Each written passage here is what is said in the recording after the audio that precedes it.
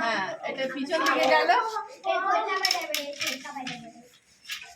হলো।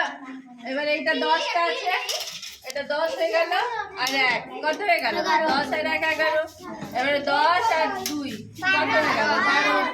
10 আর 3 10 আর 4 10 আর 5 10 আর 6 10 আর 7 10 আর 8 10 আর 9 19 আর 10 আর 10 20 এইভাবে হবে। ঠিক আছে? ওটা বেশি আছে তাই 3টায় থাকলো। এদিকে করে দিয়ে তারপরে আবার এদিকে টেনে টেনে আনতে হবে।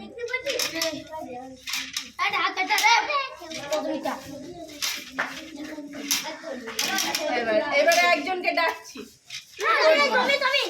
চল 7 আর 1 কর। 7 টান। সবাই এক সবাই